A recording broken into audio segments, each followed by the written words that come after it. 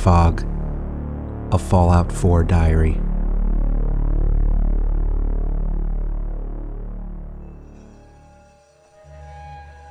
November 3rd, 2287.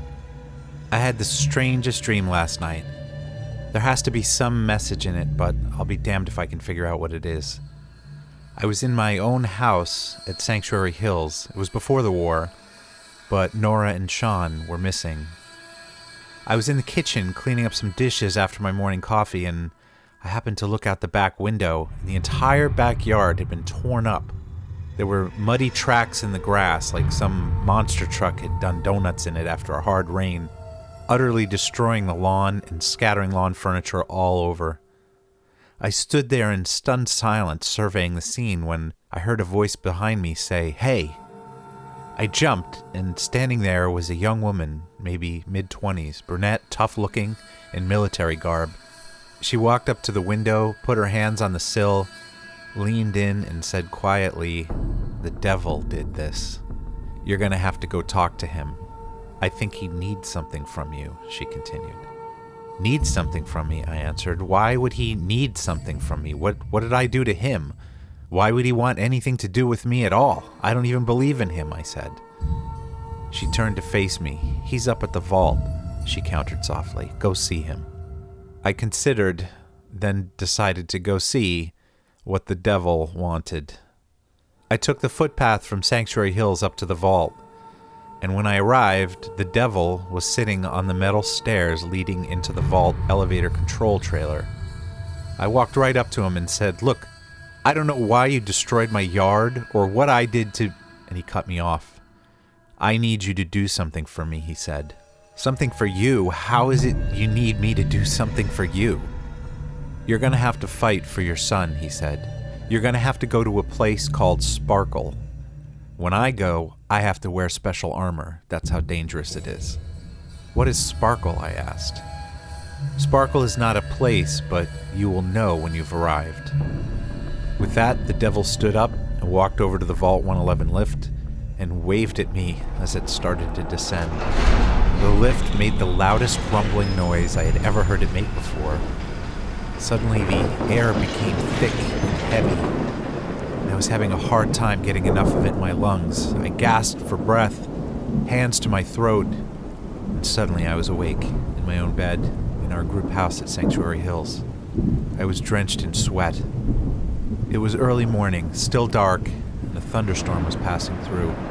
The air was wet, and the metal panels of the house were sweating on the inside. I changed into some dry clothes. Not sure why. I was heading out soon, and I was probably just going to get soaked anyway. I just wanted not to be wet, even if it was just while eating breakfast. As the sun was coming up, I was grateful that it looked like the storm was starting to clear out. I took it as a good omen that I was going to have good weather for my trek to Diamond City, but I still couldn't shake that dream. Before I left, I approached Mama Murphy and asked her if she had any idea what it might have meant.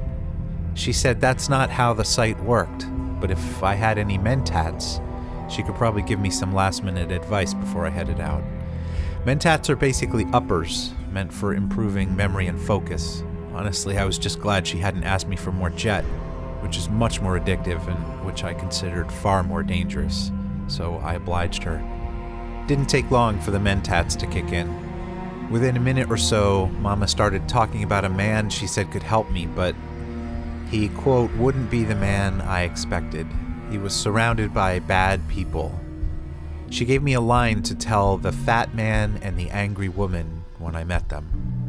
Told me I should remind them about the quarry and Lily June on the rocks, and then they'd let me and my friend pass. I guess it doesn't get much more specific than that, but I had no idea who my friend would be. I guess I'd find out. I was a little disappointed in myself that I seemed to be becoming Mama's drug dealer, but I guess if I didn't give them to her, she'd probably find someone else to do it.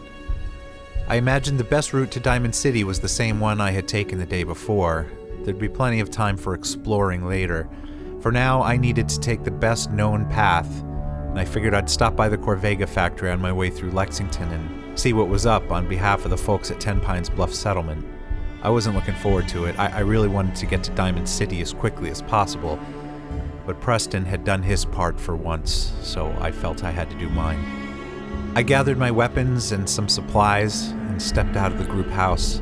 As soon as the crisp morning air hit my lungs, I was instantly energized. It was so clean that after thunderstorm freshness, and it just felt like the whole Commonwealth had to have been cleansed of all its filth. It lifted my mood considerably. That feeling was short-lived, though. As I passed through the clearing above Thicket Excavations, I saw the quarry pump had done its work and the entire site had been drained. But I also noticed raider shacks were everywhere. One just below me on a ledge, another sort of built into a cliff face, and a couple more just below the office trailers. Looking through the scope of my sniper rifle, all the way at the bottom of the hole, there were 2 fenced-in pools of water, each with a couple mirelurks wandering around. Near the office trailers across the hole by the road to Bedford Station was another pool with a fence, with more of the shelled things shuffling around. Raiders patrolled the bottom of the hole, and they were popping in and out of man-made caves long ago dug out of the quarry walls. I put the rifle down and just sat on the cliff overlook and thought of one word, one name: Sully. From the moment I had met him, I had this feeling in the pit of my stomach that I was going to run into him again, and it wasn't going to be good. This was a lesson that I needed to start trusting my instincts more. This was the grand plan Sully had written about in his logs. I had no idea why he'd be raising mirelurks, but the fact that this many raiders were involved meant it had to be something nefarious. I was not going to let a major criminal organization get settled so close to Red Rocket, Sanctuary Hills, or Ten Pines Bluff for that matter. I counted up how much .308 ammo I had for the sniper rifle. It wasn't a lot, 40 rounds max. But I was at an advantage so high above the site, I had a perfect view of a good 80% of the hole, and there wasn't much chance once I started shooting that anyone would be able to effectively return fire with those pipe pistols they were likely carrying. Those things just didn't have the range. Taking the raiders out from up here was still a gamble, but a good one, I thought. I hid behind a medium-sized slab of granite, which also happened to be a perfectly level spot to line up those rounds for easy access, and I started picking off Sully's crew one by one. After the first couple of shots, more and more raiders started emerging from those caves within the quarry walls. I'm sure they were trying to figure out what the hell was going on. The shots must have been echoing off every surface all the way down to the bottom of the pit. I took advantage of the mass confusion and had probably picked off 6 or 7 of them when it must have finally dawned on the rest of them exactly where the shots were coming from.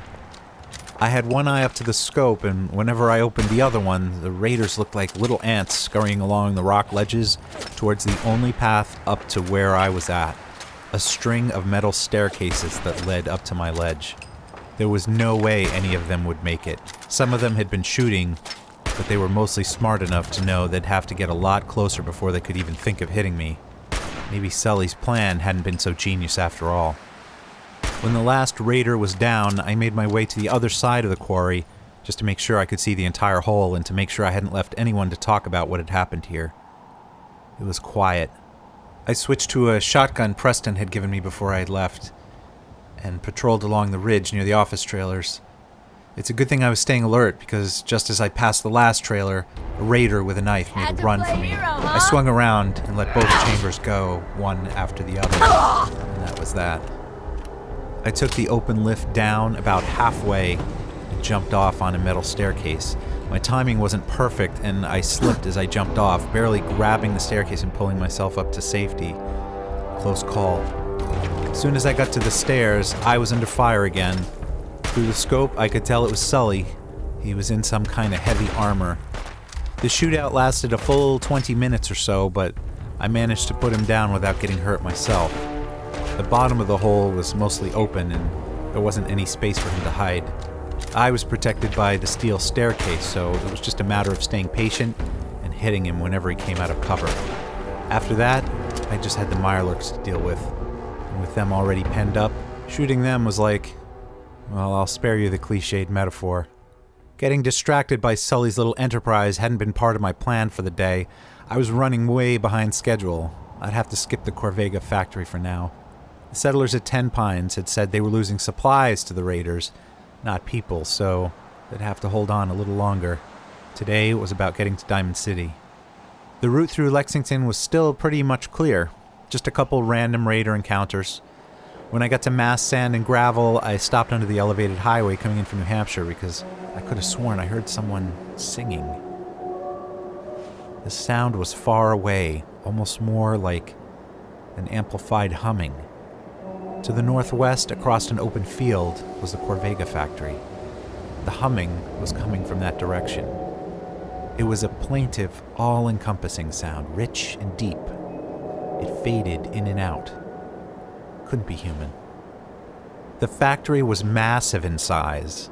At its top was a large, round globe with the word Corvega in front of its face, circling around in large, red glowing letters that could be read for miles. The globe itself was illuminated in a greenish white, and it was visible even from the red rocket, often appearing almost like another moon hanging over the horizon in front of the Boston skyline. Popping up from the roof of the factory were several smokestacks. Surrounding all of this was a patchwork of rusted green metal walkways and scaffolding. Could the wind be making this haunting noise as it swooped through this maintenance framework? As I pondered this, my Pip-Boy buzzed again. I knew what it was. The squadron at the Cambridge police station. Could they still be there? The message had been gnawing at me for a full 24 hours. I looked southwest in the direction of where I believe the station was and noticed a round floating metal ball with antennas stuck to it wandering towards me. It had a hidden loudspeaker somewhere on it that was broadcasting a career advert for Cambridge Polymer Labs, whatever that was. As it passed me, I headed in the direction of the police station. It would be a short detour, and if I could make some more allies, particularly a bunch of soldiers or police or whatever they were, I figured it would be beneficial to our group in the long run. We sure as hell needed some people who were experienced with weapons. I hadn't gone far when I started hearing rapid gunfire in the distance. I got close enough to see the Cambridge police station entrance, but between it and me were ghouls, seemingly asleep. Some were draped over old blown-up cars, others were lying in the street, and then there were a few hanging from different points along a fire escape on the side of a building. I tried to creep past quietly, but it didn't matter. One of them got up, and as soon as I started shooting, the rest of them were on me quickly. I backed up, shooting as I continued to run backward, and I was able to take them all out, thank the gods. When I got closer to the station, I could see one guy in a suit of power armor in the inner courtyard, trying to stave off even more ghouls. Behind him were what looked like two more associates, neither of whom were wearing any armor at all.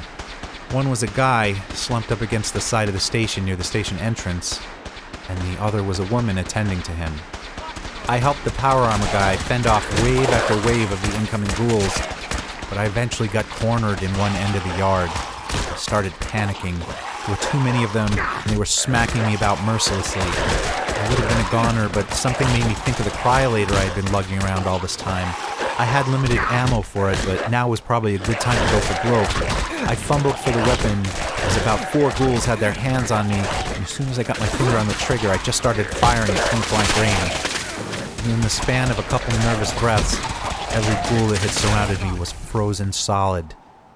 The guy in the armor gave me attitude as soon as the ghouls had been dispatched, We appreciate the asking me what assistance, my civilian. business was here. What's your business I here? told him I wasn't answering any questions, that I had done him a favor by answering his distress call, and anyway, I was off to Diamond City. I was not in the mood to take any shit from someone I had just helped out, especially when I had seen my life flash before my eyes not 30 seconds earlier. He apologized, said his name was Paladin Dance, and that he was only suspicious of me because his team had been under assault from the moment they had arrived in the Commonwealth. Behind him was Scribe Halen and Knight Reese. They were on recon duty for the Brotherhood of Steel, an outfit Preston had told me about. The Brotherhood were scavengers of old-world tech, supposedly for noble means, but there was a feeling from some that they were just another group of looters and hoarders who were inevitably going to make a domination play at some point in the future. Whatever the case, I had done my good deed and figured it would be best to be cautious. The group had been trying to rig a radio to notify their superiors of the situation in the Commonwealth, but they had been unsuccessful. Dance asked for my help in securing some facility that could contained a working transmitter or something, but I declined. I told him I needed to get onto Diamond City, but that if I got there and obtained the information I needed, I would stop by the station on the way back home and see if I could help. He said he wasn't sure if they'd still be there, but he'd consider it a special favor to the Brotherhood if I was back in time to help. I guess it wasn't enough that I had just helped the three of them survive wave after wave of ghoul attacks. The sun was setting now, and the sky's brilliant oranges and reds reflected off the back of Dance's armor as he turned away, and he and the two others headed into the station. That was it, I guess. Not even a goodbye or a good luck. I headed back east and wound up near Union's Hope Cathedral, which I skirted quickly on the south side to avoid any more ghouls that might be in the graveyard, and took Mass Ave again into the back bay.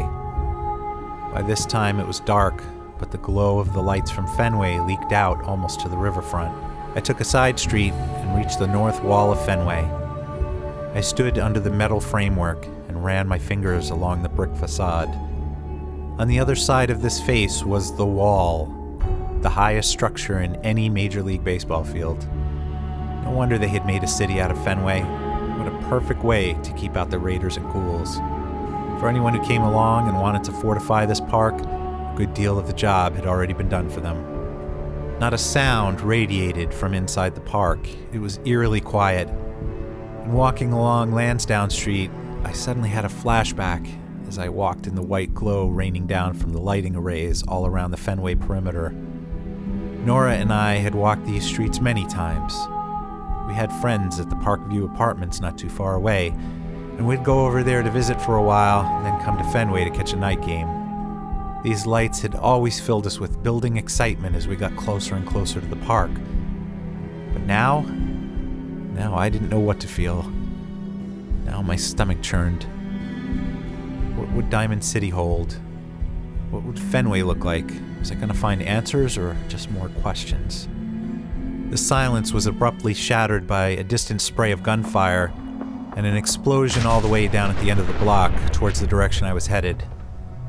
What I assumed to be a Diamond City security guard popped out of a side street and told me to be careful and to quickly follow the signs to Diamond City. I thought so close to the park I would feel some sense of safety, but if there's one thing I should have learned by now, it's that there is no safety anymore. For anyone, ever. Here I was, just outside what most people had been telling me was the last remnant of civilization, and not a few feet away there was still chaos and violence.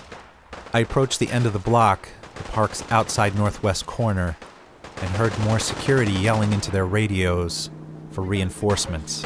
The gunfire exchanges continued, and then I heard lower, more aggressive voices. There were some kind of green humanoid-type things with huge muscles throwing Molotov cocktails and shooting miniguns at the security guards.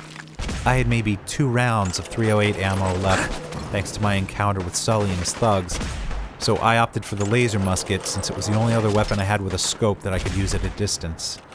Aside from the miniguns, whatever ranged weapons those green giants were using, they were reaching me. I was fortunate to have patched together a decent set of armor thanks to all the scavenging I had done since leaving the vault, but I was still sustaining damage. I kept injecting stim packs, hoping those reinforcements would be coming soon, since there didn't seem to be any security still alive at this point. I was on my own again, now battling against a number of unjolly green behemoths. Eventually, there only seemed to be one giant left, and we traded shots until I was hurting pretty badly, but eventually I landed a headshot that ended the battle. I leaned up against a tree and patched myself up as best as I could, figuring it was at least good enough to get to the entrance to Diamond City. I could see a sign just up ahead next to an unmanned checkpoint with a generator connected to a couple spotlights. Just beyond that was a massive wall of scaffolding stretched across Fenway's southern wall and some apartment buildings across the street. At its base was an opening leading into a courtyard. Nearby, on a brick wall 2 stories tall, was painted a sign that said Diamond City. A guard leaned against the scaffolding and noted dryly, "Those super mutants are hard to kill, huh?" Thanks for the assist. I just glared at him, keeping my mouth shut. "Thanks for the help, really? Where the hell were you?" "You're from across the Charles, huh? Long hike," he countered. This guy was full of information. Move along. As I started through the opening in the scaffolding, he urged me to move along. Thanks, pal. Anything to get away from you. The opening led into the spacious courtyard leading into Fenway itself, but blocking the park entrance on the southern wall was a metal grate about 2 stories tall and about 50 feet wide. A young woman in a long coat was arguing with someone over a speaker who was adamantly refusing to let her in. He called her Miss Piper and said the mayor had ordered that she be barred from entering Diamond City. Diamond City had a mayor? According to the voice on the other end of the connection, some article this woman had written had set the city on edge. So here we were, standing outside the gate. I had traveled all this way. It looked like I had arrived with the wrong company.